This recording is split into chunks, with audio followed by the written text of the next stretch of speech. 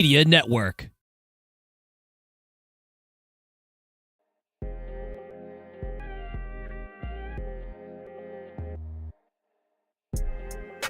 Happy Sunday, everybody. Welcome to the Sooner or Later Sports Show.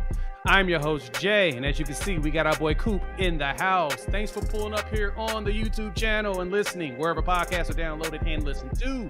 While you're here, please wipe your feet, like, subscribe, rate, review, give us 5 stars. You don't think we deserve it? Give us 5 anyway and gift it. Coop, we're going to have us another fun Sunday. Sir, how are you doing on this beautiful day? Hey, good. I know it's we missed you last week, we man. have been, we have been scarce as a group. I have been extremely scarce. Just a lot of fun life stuff. Glad it's in the off week or the off season for whatever we can call the off season nowadays. But once you said, hey, listen, let's make this happen today, I was excited, very excited to get back in. Yeah, me too, man. I'm glad to have you back. Yeah, it's been a we're 100% in that really quiet time. And so I in a way feel bad for you all as viewers. This is kind of like the more stressful time of the year for me. And what's funny is that it's stressful because I'm trying to make sure that we're coming up with content that you all would enjoy. And I'm very hard on myself. So I guess I should admit that out loud so I can hear that from me too.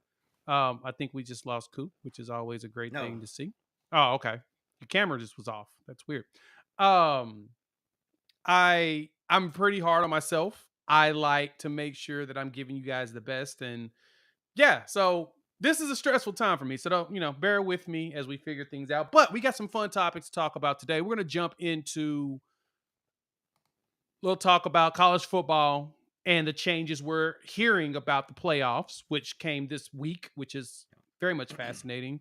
We're going to talk more about coaching rankings, get Coop's thoughts around the latest coaching ranking from 247 from the SEC coaches. We'll dive into the latest coach we just added, new staff member, which is a very big deal that people don't understand. And then we're going to wrap things up. We'll talk about, preparation for spring ball. We'll talk about running for the playoffs. We got a lot of things to really just jump into to have these conversations. So thank y'all for pulling up. Hop in the comments. Please let us know how you feel. What's your thoughts? We definitely want you guys to jump in. And yeah, Steven, you're 100% right. We have a project. What's up, Lemon? You are first. We're streaming on both channels right now, which is always dope. Yeah, Coop, you're soft on your mic, but I can hear you fine, so I think we'll be all right. My shirt is very I much usually savage. yell. He I does usually yell a yell a lot. lot more, and I'm very, very medicated. So There you go. And Steven, you're correct. That project we're doing in the Discord. So if y'all want to join the Discord, y'all can. The link is in the description below. I've reopened it up. We'll be filtering and clearing people out if you're in there, showing you behind. Just FYI. Well, we got a lot of angles and stuff we're gonna work on. Wait. And yeah, Sean, we bring you on. Don't worry. We're gonna oh yeah, make a plan for that. We're gonna make a plan for definitely that. You so. know what? We're gonna map that out over the next 2 weeks. I don't know which day And it's gonna happen. and I'll just say this is the Scott Hall reference. Damn, like so good. I don't. Oh, So listen, just if you've been wondering, what has Coop been doing like in the past 2 months? Like, what has he been doing? And nobody Wolfpack. has actually, outside of myself, I don't think anybody's wondered that. But I randomly turned on TV a couple weeks back, the night that The Rock showed back up on Raw, Oh and yeah. I haven't watched like wrestling in a few years. And so when I turn it on and I see that and I'm like, oh cool, they're playing wrestling replays from several years ago. And then like of course I look at the Twitter and it's going crazy. So but yeah, no, that was pretty good. But the Scott Hall reference, okay, that's dope. I love it. Yeah, that warms my heart. And yeah, so we will make that happen here in March then. So it's a great March idea, especially because March Madness is gonna hit, baby. basketball is gonna be here. I'll be traveling. I'm going to my annual trip. So if anybody is in Vegas during March Madness, find me. I will be there at a sports book watching games somewhere.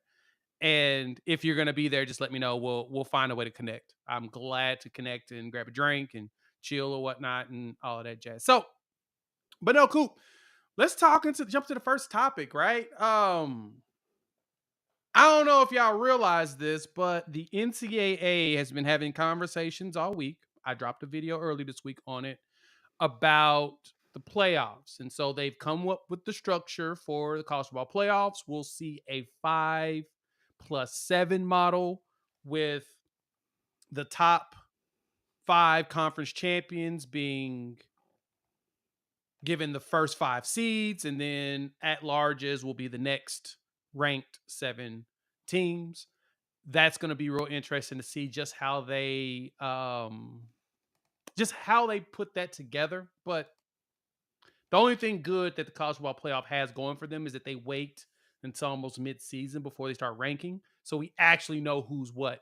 I just don't like that they reference back to what the APS people ranked and the coaches poll people ranked at the beginning of the season, because you don't really know, right? It's levels of disrespect. Sometimes you're blowing out ranked teams, and you're like, wait, but they're not even ranked like 5 weeks in. So off my soapbox on that, but that's one thing. Now the next thing, and then this is the one thing that Coop, we have to talk about, especially in regards to Oklahoma, because they're talking about going from 12 to 14 in 2026 now. So they're talking about adding more in there. So, Coop, when you hear that, what jumps out to you on it? Um, why now? Like, why now? Like, why are we like? I feel like there really needs to be some separation between what is what is actual like NCAA and what is actually like people amongst college football. Just because I'm like the NCAA has had no teeth, and then all of a sudden, they get the injunction the other day with the recruiting stuff with Tennessee, Ooh, and boy, that's then bad for there's this, them. So bad. yeah, and so I'm just it kind of bothers me just because like listen, I mean it's kind of like you coming home from college and your mom asks you to do something, and then when you're like, "Yo, I was going to leave," and she's like, "I'm going to spank your butt," you would look at them and be like, "We're past that."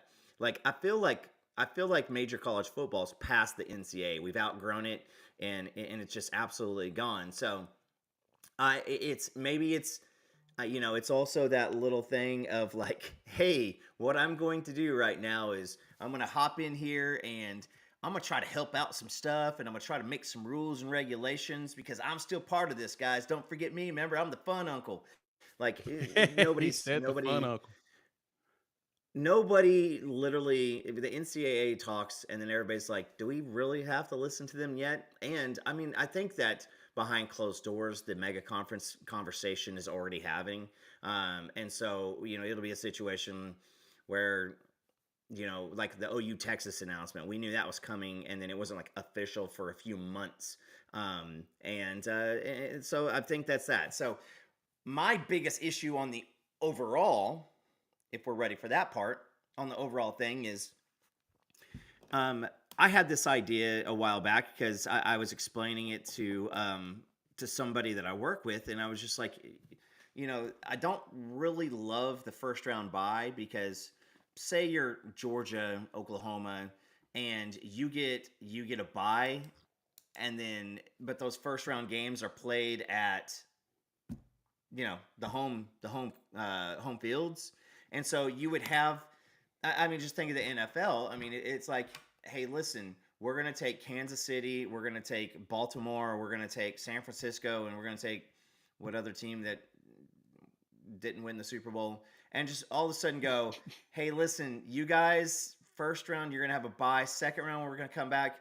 Let's see here.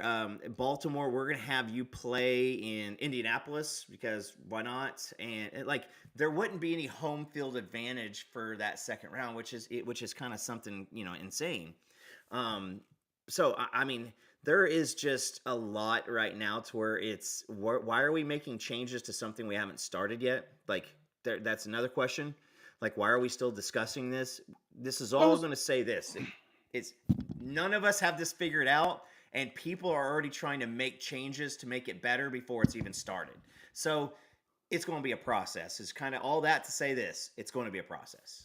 yeah, and that's the thing. We're doing that because there's money involved here, right? ESPN's already talking about the money that they want Yeah. to spend on this. And so, yeah, we're doing this because there's money involved. That's the only reason why you do all of this. And I think it's pretty preposterous that the first thing we're thinking about doing is going into expansion before even, like you said, testing out the 12 team model, in which, I mean, 12 team model is cool. This is what the schedule looks like. You've got, um, we're gonna the Friday and Saturday games are on campus, which, I mean, if you host a first round playoff game, it's kind of cool. I mean, but it's also like, right before the holidays. Then you've got the quarterfinals, which would be at the big bowl sites. And then you've got the semis and in the natty. And so for me, one, Notre Dame got screwed out of all of this because there's no way they can actually be one of the four. In order to get a first round bye, you have to be a conference champion. No, we all know Notre Dame ain't. Uh, the next one is you're not gonna get the teams that get the first round bye. They're not gonna get that revenue from the on campus games the week before, which is gonna be weird. Yeah. Yeah, right. Like, so how do you share revenue with that? So it's going to be a complicated conversation. But if you're going to 14 for Oklahoma, I say if the Sooners want to be able to make the playoff, they have to finish with at least 9 wins, right? And you're going to have to win some games against ranked teams, and I guess you have to win them against ranked teams in the college football playoffs piece, which I hope that that's what they're going to leverage. I'm hoping that that's what we're going to go with and not really leverage the AP portion of it. Focus on what the college football playoff ranks it, and then give people points for winning ranked teams that are ranked or were ranked at the time of play, so that it makes more sense, right? It that way you can actually weigh if teams are good or not. But it's going to be a cluster. So for Oklahoma, the biggest thing that we're gonna have to focus on, dog, is like making sure that we finish every year with 9 wins. Granted, Yeah. being in the SEC is beautiful because you have like six non-conference games, it feels like, or six home games total. And so there's a good chance with what, four non-con and then the rest, which I think the SEC is trying to go to nine. So that takes away one game in which, if anybody in here was interested in Bedlam coming back, good luck. Because we got to figure out an opening for that game to even show up. Because if they go nine, takes away one of your non-conference games, which means a team like Maine's always going to be there. You got to have a cupcake, but then it takes away your Power Five non-conference games. Because like we have what, one, two, we have three Yeah. games. You got Four, Houston, three, Temple, four. and Tulane. West As Virginia, far as or sorry, Tulane Power and Five, and then the Maine. non FCS. Yeah. I'm more so thinking like your Power Five, well, Power Four now. Your Power Yeah. Four and your Group of Five. Would it be Group of Six now? Do those two count as a Group of I don't know. Six? Anyway, I'm not Group of aware of the. Five and I'm P4 not. teams. I You've don't know the got, pronouns for college football. yeah, I have no clue. I'm confused as to what they're going to figure out, but I know that it's, so we got Tulane, Houston, and Temple. So two P4s and one. Well, no, one P4, two G5s. For now, I think Tulane's going to eventually get bumped up, and then you got Maine, which is your traditional SEC cupcake game before a major game, which we're doing that. That's before Ole Miss, I think. Yeah. So that's a big one to go with. So anyway, I, we got a lot of people popping in. What's good? What's good? Who is this? SBC Bates. What's up from Wisconsin? Thank you for pulling up. We appreciate it. And thanks for the $5. We appreciate the support. breaking down who the fall enrollees will be again, and also what round do you think Drake goes in. All right, I'm gonna put a star on that. We'll talk about that once we finish the next topic around the coaching rankings. This will be next up. So, Coop, make sure you keep me honest. We will dive into that because that is a very good uh segment to dive into. So, all right. Yeah, and just so you know, I want to throw out, if you guys are in here now, wipe your feet. We want you to hit the like button. Why? Because if you hit the like button, your friends and people that you interact with, they're gonna start seeing it. And so I want to give a little what's up. I see PG's in the house. Preston Gantz. PG. Preston, love you, brother. Barry from the Barry and Mac show. Barry's watching right now, and he's checking us out. So Hey. what's up, B? And yeah, I mean, listen, let's go ahead and see what happens, because my thought process is, yes, it's a money play. Do the teams that can potentially win the national championship start getting bigger? No, I really don't think that they did. I really think that you're still going to have your select few teams who win the national championship, who have the chance to really win the national championship. I just don't see much Cinderella type situations happening. Like, I don't see,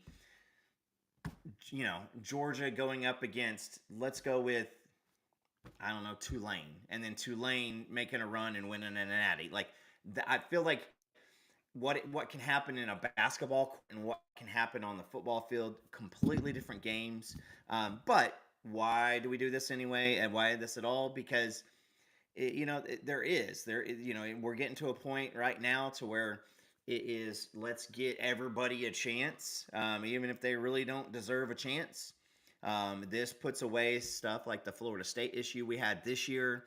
If we have this the year to where TCU and Baylor played in the Big 12 championship and they got left out, there you go. You even go Yeah. back to the 1 year of actual legitimate mentionable success that Oklahoma State has had in the past 30, where they, should have probably gone and played Bama. They don't have that to, remember back in high school type of conversations. So there's a lot good and there's a lot bad.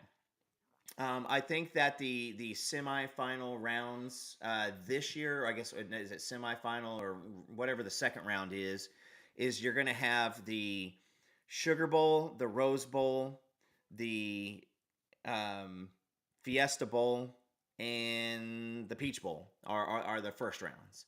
Yep. I know that we're working with a couple committees at work, trying to put some pretty cool trips around, stuff like that. And so I mean, it's just there's a lot to be excited about, and I think that the pageantry around this is going to get blown up the closer into summer that we get.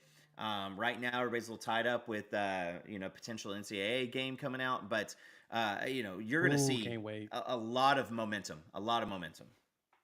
And I can see us having a lot of activities and stuff, like you said, wrapped around this because, I mean, it's going to be fun. The best part about the playoffs to me is it's going to make me think about how fun March Madness is the first weekend, right? The most exciting part about watching college basketball is the tournament because in that first weekend, those 4 days, it's usually always an upset. Something crazy is going to happen, and boom, you're going to have a chance to see some sort of an upset and get everybody excited. There's going to be some games coming down to the wire. That's what gets you going. But then, of course, the cream rises to the top, and then your best teams always end up in the Final Four, which we know is going to happen here too. The best teams are going to end up winning it. So your goal is going to be to try to get that first round bye. That way, it's a lot easier. But Coach Dick, what's good? You're right. I think 9. I think 9 can get you there. 10 probably is going to be the minimum. You might be right. It just kind of depends on how much of a slaughtering do we see in the SEC. Do they cannibalize each other? Because they're going to find ways to get the SEC into this. And the even funnier part is they were talking about trying to make it to where the SEC gets 4 guaranteed spots. Same thing with the Big Ten, and then the Big 12 ACC gets 2, and then you just have 2 left over. And it's like, wait, what? How you have all these guaranteed spots? That's going to help a 9-3 team somehow get in if you're one of the guaranteed spots for the SEC. Now, again, it all depends on how the crazy the season gets, and if it gets cannibalized where everybody loses at least a game, if not two. But your goal, of course, is to win every single game possible. All right. Onikuno's here to shamelessly plug himself. Please go check out his channel. He always dropping great content. You cracking me up with his rants. The rants are always the best, probably some of the best in the business. So, all right, Coop, let's talk about this. Coaching rankings came out 247. Of course, I dropped a video. I I didn't lose my mind on where Brent Venables is located on this, like I typically would, but there's no reason to. Before we do that, wipe your feet, like and sub, as well as share. Why? Because sharing is caring. Look at this, Coop. You tell me when you see this, how did this make you feel on this ranking? Um, do you remember my answer after our loss to Kansas? And you're like, hey, I think we're still ranked number 11 in the BCS. Do you remember my answer? It No, I was, don't. I don't give a shit. Like, It don't matter. it's going to be the same here. And here's why it's really Kirby Smart, and then there's a bunch of other people. Yeah. Like, let's just, can we, because how in the hell are you going to rake? You've got Sarkeesian, Josh Heupel, Drinkowitz, Stoops. I guess you can say Venables. Like, these guys have very, very limited coaching, I guess tenure. They've had one good season. I mean, if you look at Sark's good season was you had everything in front of you and you dropped the bag. I mean, it's Um, fair. you look at Brian Kelly. Nobody knows what the hell Brian Kelly still is after years. I don't care if he's still at Notre Dame or whatever. Let's see what happens when you don't have a first round draft pick at quarterback. Um, I love Lane. He is an absolute crazy uncle. And we'll see. UC, Missouri, and Lane. I don't think that this list won't make sense after this year either. Yeah. And I'll just so Jeff Lebby still has not coached a single game. Not coached a single game, right? And so no matter how great of a coach Nick Saban is, he was dog crap in the NFL. No matter how great of a coach Bill Belichick was, outside of having Tom Brady, Belichick was never a guy that knew. A lot of people didn't know dude's name. Is that fair? So you're throwing a melding of Kirby Smart and a bunch of other guys. Let's do this in 5 years because we have a lot of guys who are coming into new conferences. I got to say the list looks pretty dope. I mean, this is a pretty nice list. Most people don't know who Clark Lee is, and I think that Billy Napier has the strongest downtrending arrow, emoji next to He his really name. But does. He really does. but I mean, like, how are you going to elevate Kalen DeBoer up here and where he's at by taking over Alabama? Like, how do you lose the best coach potentially in history? I don't care who's the next guy. Like, he hasn't done those things yet. So, but you elevate Kalen DeBoer for taking a great program, and he's done great at Washington, and now he's stepping in here. This is a different game. You're not playing Stanford. You're not playing Arizona State. You're not going to play Cal. You're going to play Georgia. You're going to play Oklahoma. You're going to play Texas. You're going to, like, those are your bigger games, right? Whereas, I mean, you're potentially playing Oregon. So you got Kalen is elevated, but then Yeah. Elko is sitting there at a number 11 with zero elevation when he has done the same thing at Duke. Elko has done at Washington. Well, so now I disagree with you there 100%. DeBoer went to the national championship with the Washington team that had much less talent than Texas. Let's be real.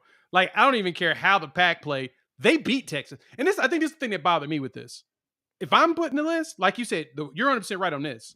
It's Kirby Smart and the Pips at this point. Like, we don't know. Mm-hmm. Sure, Yeah. Brian Kelly's 20-7 in his first 2 years there at LSU, but cool story, right? Why is DeBoer behind Sarkisian and Kellen DeBoer is 2-0 versus Texas? Right? And that's the last 2 years. That's the thing I didn't get. If I'm putting Sark anywhere, I'm putting him 5. I will gladly Bro, put Kellen DeBoer number 2, and I'll only give it to him there because, yes, he's taking over for Nick Saban, and unfortunately for him, he's following the GOAT. But he's got more talent there than he's ever had at Washington or San Diego or anybody else he's been. Like, I think Kellen's legit, but the fact that he's beaten Sarkisian twice on neutral site, Alamo Bowl, as well as in the playoffs, yeah, he kind of should be up there. He should be ahead of Sark at this point. Alabama lost some talent. They didn't lose everything, right? They still no. got a lot of those blue chippers that Saban and them brought in. He still got Freddie Roach, so he's going to have a good defensive line. He still got some folks. The bigger thing for me and DeBoer, I want to see what he looks like with Milroe. But your point is right. Elko, what sucks for him is he was a part of that Texas A&M regime before he left and went to Duke. That actually they were actually decent. That 2020 team was like what 9-2. So he kind of should get a little bit more love than what he's getting, but he's also taken over a true dumpster fire. I mean, they lost every single 5-star from that historical class that they had. You know, So they've got a it's lot to clean up there. But at the same time, it's last point, this is off season, so we got to have some it's mess off-season to banter. yell about. It's Exactly. it's Exactly. it's off season, and you know, and I went on with Jason at Hall of Fame, and he definitely messed my list up because I think I had Brent Venables right in the middle, and I think he Yeah. is extremely fluid to go one way or the other. Like, is it in 2 years? Could Brent Venables be number one? Sure. Could he not be on this list? Sure. You know, I don't. I'm not a big Doom Pod guy, but I think that this is a big season where a lot can go one way or the other. And at Oklahoma, you don't have to have a crap season in order to have a bad season. In Oklahoma, you could have again a 9-3 too many times in a row, and you're going to get shown the door. Same thing at Bama. So Yeah, you're right. You're right. which is the same thing here. But you know, one thing I do want to kind of point out, which is kind of crazy, like you look at this list and like let's go with Vanderbilt. I don't know if they're ever going to put a coach on the hot seat. I mean, you got to basically lose like more games than you played to get fired at Vanderbilt. That's what But it feels like. like yeah, but let's look at Clark Lee could potentially not be there next year. Jeff Levy, that could go one way or the other, and if he doesn't, I mean, he's got 2 years to like show something in Mississippi because if he doesn't, Starkville will all of a sudden go, you know what? There's a lot of love here for our football team, and this ain't where it's going. And I think that we're gonna see a lot more people ready with a quick hook now because I feel like with the way the NIL is now, the 12-team playoff, I feel like you're going to see a different type of hot seat. You're going to see programs who are like, here's the deal. If you can't make it in the 12-team playoff after a 3-year window, you're gone. And Yeah. it's not just blue bloods because guys, I still think the dumbest damn firing in the history of college football was Frank Solich. I think it was the absolute worst firing ever because they haven't had that. I mean, they were like, we went 9-3 2 years in a row. And now I promise you, you go up to Lincoln, Nebraska, and there's not going to hand in the lap of say who wants to go 9-3 this year. Every single one of them would take that. And then you have the same thing with Mac Brown, right? Texas hasn't truly been back since Mac Brown left. Same thing. Hey, a couple 9-3 seasons, a couple 8-4s, and then obviously it went south really, really big. So I say this in the 16 people here. I think damn near everybody outside of Kirby Smart could be gone in 2 years with the wrong sample size.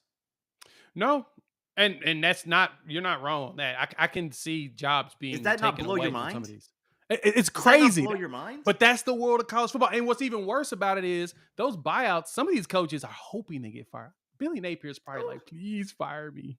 That's 30 million 20, in my pocket." 20 mil to go sit at the crib Right. and And decide and if in I a want lot to of do these this? situations, they might not even have to try to find jobs. Like Jimmy Sexton has negotiated some of the best contracts ever. But real quick, Lemon, I totally get this statement, but Les Miles is the worst one to natty. The reason why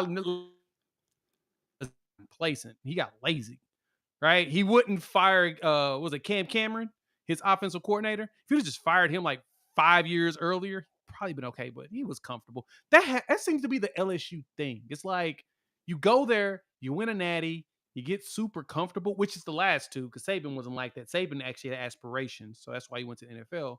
But they get super comfortable, and then they lose, and then they just like stop working. Like Ed Ogeron was having women at practice calling plays. Like, who does that? Well, Ed Ogeron does Ed that. Ogeron. Did I tell y'all about the time I saw Ed Ogeron in Vegas? I'll tell you about the time that Billy Boucher. Roll Tigers. Go Tigers. Yeah, I saw Ogeron in Vegas last year while I was out there for March Madness, You and told me about that. yeah, it seemed like nothing had changed for him with who he had with him. But anyway, I digress. I think the one that jumps. Well, outside of that, so DeBoer should be ahead of Sarkisian. Lane Kiffin, first time in Ole Miss history, they got a 11-win season. He's been pretty consistent. The question is when is the scandal going to happen? He's going to lose his job. He has that tendency. That's just who he is. Heupel's had two decent. He had two solid seasons, a 9-win and a 10-win season at Tennessee. Something Tennessee ain't synced in forever. So now we'll see what Nico looks like. I don't understand the drink at 7. He had one good year, and he's been there Bro, 4 years. That's I was trying concerning. not to I was trying not to make it about this. But But I love this that everybody's in here saying how weird he is. Like, Drink is so cringe by Dominic. That's 100%. Like, who wants I to play mean, for him? Like, why? I'm just I'm just saying that like I want to know if there's a legit count of like times that Drink has been walking around a parking lot talking on a cell phone like outside of a school and he's got like sex trafficker reports called in on him because I mean he kind of looks like he puts lotion in the basket. So, but I'll Ooh. digress on this. Yeah. Let's move on to the next thing on that. But no, this is 100% true. Like, Onikuno, that's hilarious that he does look like, he really does look like that all the time. And the way he celebrates is. But you're right. Dominic, this is the thing that I preached when I made the video is I'm fine with Venables between 7 and 10. Only thing that helps Venables is that he's won 2 natty. He's won 3 natties everywhere he's been an assistant, and he's been underneath some legendary coaches. We're starting to see the OU defense rankings wise and efficiency trend in the Brent Venables way. When he got to Clemson, they were pretty bad. The next year, they moved up into the 30s, and then the year after that, they were the top defense in college football, or at least top 5 defense in college football. That is one of those. I think that Venables at the point that he's starting to trend up for that. And next year, if the defense with 74% of production coming back, if that defense shows up like that, like we sense it's going to, boy, Venables is going to be moving into top 5 easily because he'll have the defense needed, and all we got to do is make sure Jackson Arnold goes out there and do what we anticipate he should do to show out. So I think it's fair for where Venables is. Y'all can hop in the comments, tell me I think this is a fair spot. Like Dominic, you made the great point. No matter what, we still got to prove Yeah, ourselves, and I am totally okay with us doing that. I mean, like again, Brent Venables. I will say this: Brent Venables can be fighting for number one in 2 to 3 years, or he could not be the coach at Oklahoma. I feel. That's I true. mean, I fully believe that it does not matter. I had an employee one time, and any type of like, correction, any type of like, talk about a job performance, anything like that. He said the right words all the time. He Every had the time. structure. He had everything set up. But when it came time to the sheet showing what the sales looked like, there was nothing there. So Brent Venables can do everything from a cultural standpoint and all this, and he could have all the right things, and he could just not press the right buttons in game. And you see it with the Big 12 in basketball right now when you have such an awesome lineup of coaches, and you make a couple wrong choices, decisions as a coach, you can't come back from that. And that's how it's going to be. Again, that being said, I fully believe that this year we have a full-on. This is the full-on opportunity. This is like coming into this year when we saw OU ranked at number 19, preseason. I'm fine for it. Let's go out and prove it. Again, you said it. Our defense and what we were returning is something that I'm extremely excited about because you have a baseline knowledge of this is what our defense is going to look like.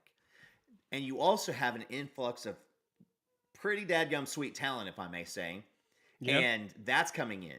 And so now you have guys, you have young, high hopes guys pushing experienced defensive guys on the other side, and you're going to see energy and intelligence. And if everything is right in that defensive line room, everything's right in that backfield, defensive backfield, guys, like that, we are going to see defense with Oklahoma football, like legitimate all year round defense, and that has me excited.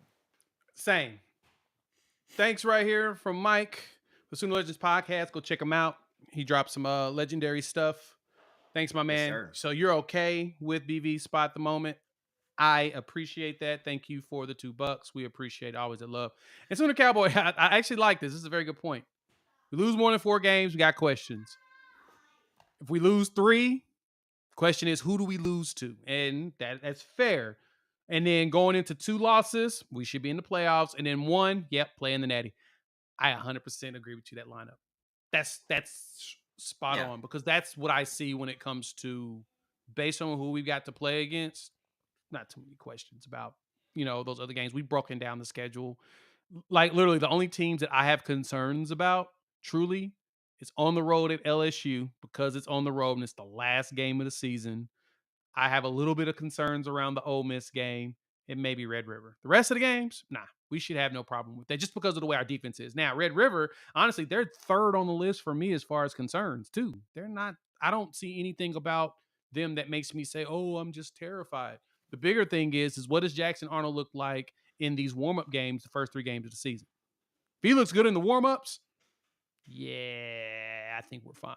And we have what the considered second hardest schedule in college football is what we're listed as right behind Florida. Yeah. If we come out of that double digits, dog, I don't care what anybody says. Brent Venables should be up there for coach of the year. He should be considered top 5 in conference. All you gotta do is if we win 10 games, definitely should be top because that's a gauntlet. That's a tough schedule. And the road games are tough ones with Auburn and Ole Miss and LSU and Missouri. They're games that you got to, really think about. So yeah, 10, yeah, I think we'll be fine on that one. So, all right, Coop, let's jump on this one. I actually like this question from SBC Bates. I like this question. So, fall enrollees. So, only players that's left to enroll is EPL and Tatum, if I'm correct. Is there anybody else that I'm missing here? I'm thinking. So I gotta apologize, everybody. Thank you. We had somebody who just came over, so right in the front door. But yeah, it's the fall sports guys, the track stuff. So I think you've got Nesta was here working I out think with the he is team. Do here. you know? Is he here He for is here. good? For good? Because I Yeah, I know think that he's here for baseball good. I is don't think like he's playing. I don't think he's okay. playing his senior year of high school baseball. I think I'm gonna maybe try to drop a hint, and without dropping a hint, without saying this, but there's a lot of reasons why potential portal transfers didn't happen, guys. It isn't just like a hey, you know what? Let's just make this. Let's just. I just want to switch. I think McCarty might be one of them. McCarty might be one that's not here too. But if you do a if you do, if we get the opportunity to keep doing the 2 sports stars, we're going to run into this. But there's a situation I know with one potential transfer that the way that where they are at the school year doesn't line up exactly with what we're doing here, and it's why we got Ooh. Lance Mitchell way back in the early 2000s. So sometimes there's some pieces like that Oh, happen. word. And then, if you're running track or playing baseball in school, and a guy like Taylor Tatum, he's going to be doing that. So I mean, that's why he's not here. With EPL, was he also doing track too?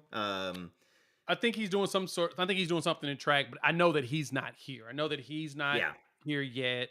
I know Reggie Powers is Powers is, Okoye. yeah. Actually, you know what? Let me just pull this up so everybody can kind of see as I scroll through And this. and I'll say I'm trying to get either Danny or Nigel or one of the guys to come back. Kind of let us know a couple weeks before the spring game what's been going on, like who looks good. I mean, the life is changing for these cats, and it's cool to kind of talk to them about this. So Oh yeah, it's fun. So of course Stone is here. We've seen him in his pictures. Tatum's not. So as Onikuno has pointed out, Taylor Tatum is the big name. That's the only one that's not here. I know Zion's here. If I'm correct, Eugene Brooks is here. Seen Tim Okoye, of course. right, Powers is here. Nigel Smith is here. Vaughn is here. Carry On is here. And hearing great things about him. Michael Hawkins, Hardy, Jackson, Nesta. If I'm uh, correct, Nesta is here. I think I saw him go from, and this was like in the middle of January. He went from football workout to baseball workout, or vice versa, one of the two. So I think he is here. Uh Jeremiah Newcomb's the one I don't know. I think he yeah. is here. It said so. Oni is saying that KJ Daniels, Devin Jordan, let's see, Jeremiah Newcomb, Patterson McDonald, Reagans, and Tatum. Um, I So think KJ's that not here. Newcomb's not here. Oh, I thought Michael was, but probably I could see that. I know he's probably just on campus kicking it on a regular basis. Zion's not here, yes. And Jordan. There you go. Makes sense. Makes yeah, sense. But and then you have to Boganowski is space it out. here. Yep. Hopefully, Pops Boganowski's is here. watching. Here's right now is not where you're. Right before spring is when they usually like to do these do the gains as far as like the pluses, weight gains and stuff like that. So we should hear more of that coming out. I think as we get closer to the spring game, we're going to have some opportunity to hear a little bit more about that. But trust me, it's you get these guys on, and if you're so we have a lot defensively coming back, right? We have Yeah. a lot offensively to be. I mean, if we're just going to doom pod, it's all going to teeter on our offensive line. Oh, 100%. And if our offensive line is a sieve and Jackson Arnold's running the entire year, we got bad times coming. If the offensive line is poor, then we're going to have a lot of frustrations that we can't push over the edge into games. If the offensive line holds its own, that's where I think that we're pushing that 9-3. If our offensive line looks like it's actually got a chance and continues to get better and takes that 6 weeks but continues to get better, we're going to go to the playoffs, but we just may not have the opportunity to do anything big. So we've got a lot that's going on there. I think the rest, if we had the offensive line we had coming into this year, going into next year, I think this is a top 5 team. Can be. It can. And with the production we're bringing back on defense, Mm-hmm. and then like you said, the one question is the offensive line. Yeah. And as mentioned here, I've heard, of course, the same. The O line, interior wise, sounds like it's gonna be really, really good. And there's some players that are abusing and looking really good. And so I'm not concerned about the offensive line like everybody. I put it like this. I'm not concerned about the offensive line, just like I wasn't concerned too much about the wide receiver room. I mean, Bill Beatonbow's always figured it out. They've always targeted particular players, specific types, and they get them in there. And then you notice that, oh, wait, there's some athletic freaks. Like, wow, this is ridiculous. And they do it. Like, I went back the other day and looked at my video on Tyler Guyton, one of the first videos I really made and really getting into the game, right? And boy, the comment section there, whew, brutal, brutal, brutal. People was looking, talking like, I don't know what you excited about him for. He looks horrible. What's so good about him? He's about to be drafted first round. I mean, in all honesty, was he a tight end? Was he a quarterback? Was he an offensive He lineman? came into Like, college as a defensive lineman, moved to tight end because he's an athletic freak. He really is. And he barely, I mean, yeah, he caught one touchdown, but he barely played. He played H back a little bit at TCU, and then we got him. We put his butt at that tackle, and you're like, oh wait, he is good. Like good, Yeah, good. he's and and to be honest with you, what's crazy about this is I bet you going into the draft, I thought Cody Ford was going to be a perennial All Pro. Hmm. If you ask me going into the end of the season for Anton Harrison last year or even Guyton this year, like I'm happy that they're going to get drafted high, and we can throw some cloud on it. But it's like I just didn't believe that either that Anton Harrison was going to be a good tackle in the NFL. He killed it this year. Oh, he looked Creed good for the Humphrey, Jags. Yeah, yeah. yes. Now Creed, I mean, listen, the Jags had other issues, but Creed Humphrey, even though he had some issues snapping the ball in the Super Bowl, Creed Humphrey is now, I mean, he is pressing for the best center in the league. If Kelsey leaves, that argument pretty much is a moot point from this point going forward. I Fair. think he is dope. You look at Trent Williams, the silverback dude, may be the best player to come out of Oklahoma in the past 30 years. There's a legit Which is chance, which is crazy to say when you've got like bro. Adrian Peterson existing and Tommy Harris as well as even Gerald McCoy. That is the wildest thing, and it's so true. It's It's so and true. I I promise you, the casual fan doesn't know Trent Williams went to Oklahoma. I mean, just literally doesn't. Most don't. And so, but I digress. I got to say this last piece. Like you absolutely, you absolutely have so many really, really, really good opportunities with great coaches on this staff. Hmm. And so if we see Allie come in and do this, but something that you said was last year I didn't have any issues with the receivers because I trusted. You didn't know a damn thing about Emmett Jones going into last year. You and I had this talk multiple times. You knew nothing and you had a little bit of trust in the receiving group. Yep. Now going in, it's like if we ever have an issue at receiver ever again with him still here, something's going to happen Something's because wrong. you don't lose your Something's top wrong. receiver and it's still yeah. But if you are a Beanball hater or if you're a Beanball lover, I say this. Just look at what's going on. I mean, Wanye Morris is dumping Gatorade to win the Super Bowl on Andy Reid. And they actually Trent played Williams is him all some over. too as a rookie. He actually started seeing some Yeah. game late in the season. So A lot. A lot. And they like Oklahoma guys. But yeah, it's we got to relax. Now, we're going into the SEC. Please folks, just keep this in mind. The SEC, we've said this. So if you're just a random person watching this for the first time, I love you. Thank you for being here. We are so excited to have you here.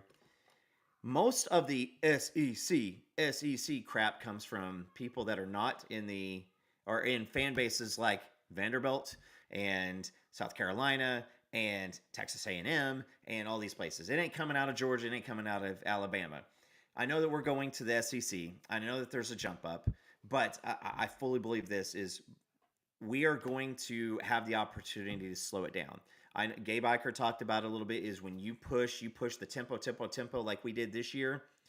That is your only chance to mask, and that's your card. That's the one up the sleeve. That's your thing. That's what we have to have that opportunity to do. They're like we're not going to do that. We are going to slow the ball down a little bit more. It is not going to be so RPO heavy, which RPO heavy offense makes it harder for a lot of people to look at our offensive linemen and go, I think this is a good idea to draft this guy or not because offensive linemen in the RPO, it is look what's around you and kind of just give us your best guess. Because am I blocking for the run? Am I down? I'm not sure. This is going to be great. It's the progress of this offensive line. I fully believe because of the opportunity to back off on the RPO, to slow it down a little bit, to actually work on our offensive efficiency, use that line, and run blocking is the easiest thing for Beatenball to go up there and say, guys, we're not getting a couple things. Why don't we just put our hands in the dirt and go kick the ass of the person across from you? If you do that, these guys are going to start growing. that's what I sense too. That all it's gonna take is Beating Bo looking at him saying, just go win your battle in front of you. And I think we'll be fine with that. And James makes a good point. We slow it down, which we will. I can see a good season out of us. Now, Dominic, Yeah, you make a good point here. This is kind of what I was thinking about in a way is, but I don't think it's going to be O line that holds us back, right? And y'all ain't gonna want to hear this. I'm just gonna be honest. Y'all not gonna hear this. Want to hear this? But I think our progression this year falls in only one hand. Jackson Arnold. He's coming in as a true sophomore. So the question's going to be, I don't question if he's ready. I think that he has the capabilities of it. As long as he goes out there and plays as much mistake-free football as possible, yes, I think we'll be just fine. Now, we saw glimpses of it in the Arizona game midway through it, what I think we'll probably see most of the season. I think that beginning and end, I don't think that that'll be him, but at the same time, those are tendencies we got to keep our eyes open for. But I don't think that we'll see that most of the time. So I think we'll be fine there. true. And so, Jimmy, you asking a question around. I actually saw a couple people asking around about our boy, Ali. Uh, how is he doing? I mean, so far it looks like he's got recruits liking him. And I mean, he's little Brent, so I don't think that he's going to be. I think we'll see what it looks like when we start bringing in recruits. Let's put it that way. I'm waiting to see what it looks like on the recruiting trail. Practice, I can't. What I've heard is that ain't much change with him being there because honestly, who's really running the linebacker room right now? It's probably Venables. They're his dudes, right? He's a linebacker by Yeah. trade. He's CEO in it, but he's probably still involved in the linebacker side because that's just who he is. But Zach's probably gonna. We'll have to see what Zach looks like come spring game. I think close to the spring game, we'll probably hear a few more reports or conversations. Actually, when they got more availability to the media, because I haven't heard any players talk about him much either. Besides that, he reminds them of Venables. I think that's the only thing I've heard on one of the Red Dirt ramblings or whatnot. So, but Ali is going to be a fun one. Speaking of coaches, let's go ahead and jump into this real quick. As soon as just add another coach, we have a special teams not coordinator, analyst on staff now in Doug Deacon, who was over at San Diego State. He was there for 17 years, from tight end coach to special teams, right? So we've got a guy that's experienced on the special team side. If you remember the punt guide, the dude that would punt the ball like 10 million yards, guess what? He's here, right? And real quick, Dank, thank you so much for the $20. We appreciate it. As you stay very excited about the upcoming season. It will be a telltale sign of what this team in BV can do. Boomer Sooner, baby. 100%. You are right. That, my friend, is what we have to kind of be patient with and wait and see what it turns out to be. Because that's really what everything's going to look like. Is what's going to tell us everything is what this season is how we do going into this year. But I don't want to judge everything on this year. And I think I forgot who mentioned this. Actually, only Kuna, I think you may have mentioned this before too. But 2025 is the year. If there's a year to look at, Coop, 2025 is the year. That's Yeah. when just about everybody's seasoned. Well, we'll lose the three defensive guys, but everybody else will be juniors and seniors at that point. 2025 is the year everybody's really circling. Jackson Arnold have 2 years under his belt. All of that, right? So, new coach. How'd you feel about the special teams analyst coming in? Coop, how'd you feel about that? We always wonder, does all of our bitching on Twitter and complaining to each other and on message boards, and who has said, I'm gonna stop right there. I think that they heard us. Like, there are severe, like, everybody was frustrated about Roof, because it's just like, hey, it's time for Pops to have his medicine and go to bed. Like, it's just that time. Come Like, on, man, leave Roof and alone. so I listen. It is what it is. And so that got Also changed with mean. Zach Alley. Zach Alley coming in.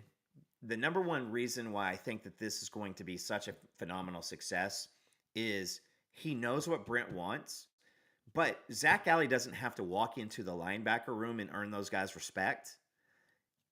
They were probably issued some respect to hand over to him from BV before he arrived.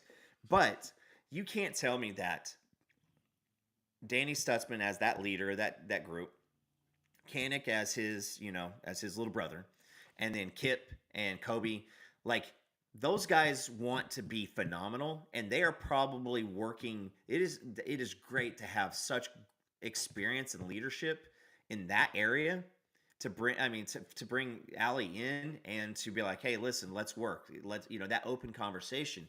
If that was a bunch of like freshmen who were recruited by another guy, I think that could be a big issue.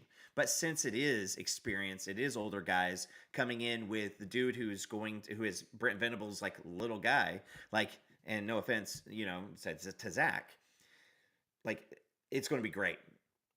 On the special teams, that was an issue, right? Ever since that damn burrito, this has just been absolutely terrible. There has been nothing good about any type of that. So I am going to say, listen, we're going to have somebody who's in there. He's got great experience. Obviously he worked under Chuck Long, because I think Chuck Long would have probably been Mhm. right at the beginning of his 17-year tenure. And so, yeah, I mean, this is great. I mean, they're adding coaches to focus in on that. I think that as long as you can have space for the coaches on the sideline, you can hire as many as you want, or whatever the rule is nowadays. But I think I might be hired as one of the analysts here soon too. So I'll be the game day atmosphere coordinator. But anyway, yeah, we got new guys. Brent Venables is continuing to do more and more and more. We haven't talked about it, but the Curtis Lofton and all that issue. This program is being put together, and with the details and some of the things that are coming in, if you have any wavering about BV as like how can he manage a program, he's doing things that nobody's ever done before here, and he's doing them well, and it looks pretty well put together. So I think that he's got great mentors between Barry and Bob. So I mean, you got to think that like if BV did something and Barry and Bob were against it, I think that those two guys have that relationship. They would go to him and be like, hey, explain your thinking around this one there, Brent. So I'm looking happy, because if we turn around and improve and become a top 10 defense, and a damn kicker or punter is the reason why we lose something and kind of get screwed, I'm gonna be upset. Yeah, I'll be pretty mad as well if that's what causes us to lose. But the good thing is that we're bringing in a dude that has a lot of experience, been doing this for a while, and the bigger thing is that, I mean, as an analyst, what that means in comparison to being a special teams coordinator, which he was at San Diego State, is that he can't really communicate with the players during the game. Like he can't be on the sideline calling stuff, but they'll have an actual plan. My thing about him is putting the right people out there that need to be out there. That's the most important thing. If you have the right people out there, we'll be just fine. That's the struggle part, right? And yeah, he'll have some tricks and stuff or whatnot. He'll probably do a really good job of recruiting kickers and punters and bringing us hopefully another punt god. That would be fun to have. But the big thing is having a dude like this that actually knows special teams well and actually had some high rating. I mean, his on the ESPN's efficiency rating on special teams efficiency, top 5 the last 3 years. So he's doing the job we need. Yeah, Bad, bad special teams. Yeah, fair. That's a fair point there, Onikuno. Having bad special teams is a good sign of being a national title caliber, as Florida State as well as Bama. I mean, it's not wrong, but I would like to have a kick returner and a kick return setup to where we can have like a dude like Farouk be out there and be like Peter Warrick and just juke people out and go. We need to be able to put some guys that need to return the ball, put the right people back there. Like I've been hearing yeah. like Peyton Bowen is a name that a lot of people would like to see as a return man. That concerns me. I don't I know. don't know. So if PB wants to go back there, I will 100% let him have his run.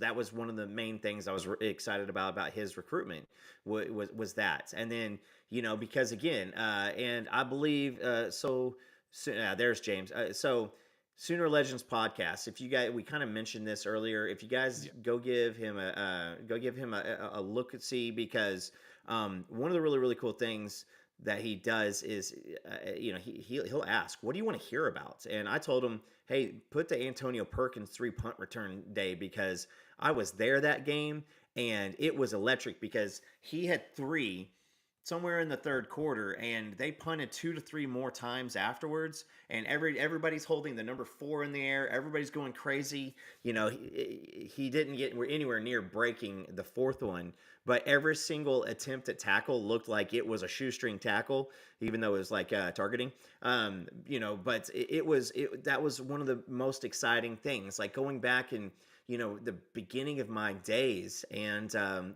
shout out again if Barry's still watching.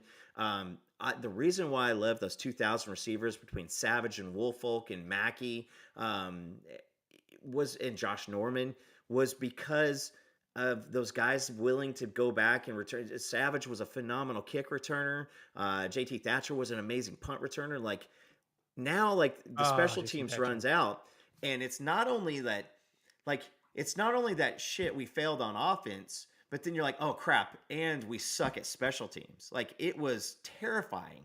So, and Dominic, I love you, man, but I feel like our safety room is so strong right now that like that's a place we could afford, or a Farouk going out there, which I'm okay with, or So, even like a that's where I'm even. at. I don't mind a Farouk. I don't know. I don't honestly. I don't want Bowen because I want Bowen to play more defense. Like that's I how mean, listen, talented he is. I want him to be when playing more on he defense, especially in the when SEC. he yeah, when Bowen does things, it's great. So I'm just thinking, like, do we have the safeties to have him out there between Powers and between Bowman and Hardy. uh, Hmm. uh, Robert Spears Jennings and Hart? Like we've got so many bodies there. Like may never Peyton Bowen may have like 35 starts by the time he leaves OU because he Yeah. is going to be bouncing around on so many different things. And Dom, you said Brennan Thompson. The only reason why I don't like Brennan Thompson is he weighs about 120 pounds, and I don't. I mean, I feel like Farouk is more built for that. Alex Ross. I saw that. There was also, who was it? Help me, everybody in the chat. Jay, who was the punt returner? He was a wide receiver, and his name, I believe, is Trey. It's not Matwire because he was when? the exposure guy. Trey who? When did he play? It was Trey. Was it Trey Franks? Is it Trey Oh, Franks? I Dominic think. Franks. No, no, no. I think it was Trey, but he always tripped over like a taller blade of grass. I feel like he could never get out of his own way. Like we have been looking for a dominant kick returner, punt returner for a long time. It's been a while. Like CD Lamb was returning punts, guys. Do you guys remember this? Freaking CD Lamb's returning punts at one point. Yeah, he was, and it was Dominique Franks is one of them that we had. I know that he works now at TU. He was a DB, and I think he did return punts at one point in his life, which is of course Oh, interesting. I got to I was DJing Yes, a he wedding. returned a lot of punts in his career. 29 punt returns for 300 and something yards.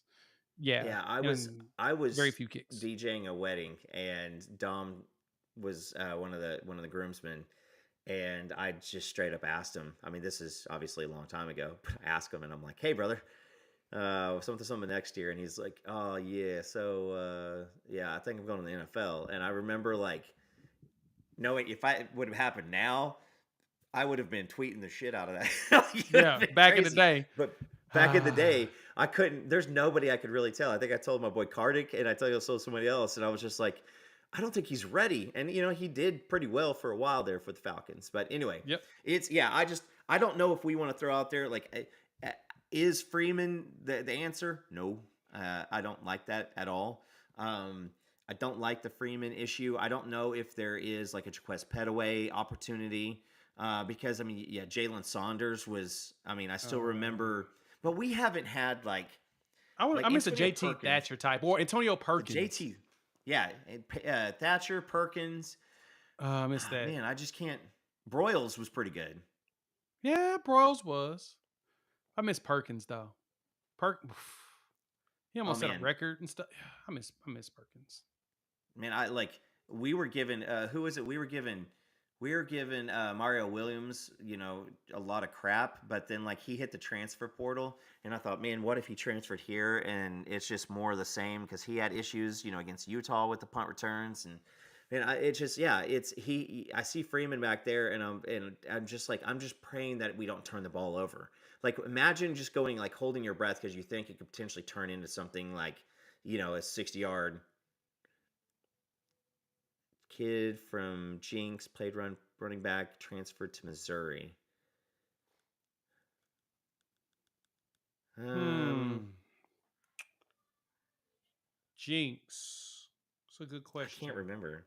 I know that You gotta give me a we had year. Tashard Choice, who transferred to Georgia Georgia Tech, Tech. and he's the He went to running back Tech. coach down in Texas, right? Oh, it must be Weiss. Yeah, Theo Weiss. Theo, yeah, Yeah. Theo's a he had a Tulsa good boy. year. I think he no, was no Theo wasn't a Tulsa guy. Theo's out Mm-hmm. of Texas. Oh, he's Allen, No, Texas. He's Allen, Texas kid. My bad. So no, he's not. That's not him. no, I don't know if we've had a yeah. There's Ross. Alex Ross way back in the day. Alex Ross. Um, Yeah, Alex Ross was great. I mean, he's a legit 4-3 guy, and he was the next AD from a body type, and yeah, yeah, I wasn't behind Adrian Peterson. Yeah, I Alex guys, listen, Ross. Yes, it was Alex Ross because he played at Jinx, Oklahoma, and then he went yeah, to Mizzou. Go did Mark Bradley ever do returns? I tell you what, if you asked that question in the wrong crowd, you could get stabbed. Tigers. That's funny. Ah, Tashard Choice. Yeah, I he tell you would what, have. there's a lot of Yeah, of folks. all people, that man was. Yeah, is the yeah. It's yeah, he was and he was a high 4-star guy. And why did you say that? Wait, if we're talking about why would I say that Bradley? Because Bradley's the one who fumbled the punt return and turned the tide in the national championship game against USC. Oh yeah, Oh yeah, when things go started to get back to real work. bad. Oh yeah, because I think that was like the 5 minutes later we were down by 25. It was nuts. But yeah, no, Shard Choice should have stayed. I mean, he was great. I mean, just the number of running backs that we had great expectations for. Like, uh, you know, I still think Ronaldo Works is one of my favorite running backs ever, and Yeah, I he went to never high was a school with starter. Ronaldo and middle school. Ronaldo's a great dude. Yeah, I mean, he was never a starter, but every single time that we needed a momentum shifting something, a third down, something like that, Ronaldo would do magic. And so yeah, I mean, he was one of my favorites. Roy Finch is one that a lot of people say that he is never. He was the dude who never got his opportunity, but that guy never came out of the doghouse. Yeah, and the actual AP. Yeah, actual AP was good too. That is AP. Yeah, the actual AP. He was actually pretty good. Never understood how. Yeah, Jay, I've just literally turned this into what does Cooper run it. think Yeah, about? we're just guys here speaking out old running backs from our college names. That's another just great things about Yeah, being it's guys. But anyway, uh well, we've been rolling for about an hour, man. I think we'll have to jump on some of these other topics on the next one. We've got a lot of stuff still lined up. We got to talk about, battles that's going to be going into the spring game because we got a lot of players that you got to keep your eyes on. And just like Boyoni Kuno mentioned, man, the running back room, not the offensive line is going to be a lot better than y'all think. And based upon reports, it's sounding really good again, which that's what I am excited about going into next season. So make sure you hop in yeah, the comments, leave one. Please wipe your feet, like, subscribe, rate, review. If you're listening to the podcast version of this, give us 5 stars. Think we deserve it. Just go ahead and give us 5 anyway. And with that, Coop, we'll chop it up with all of y'all. Maybe midweek. If not, we'll be back next Sunday as usual. We'll chop it up soon. Peace.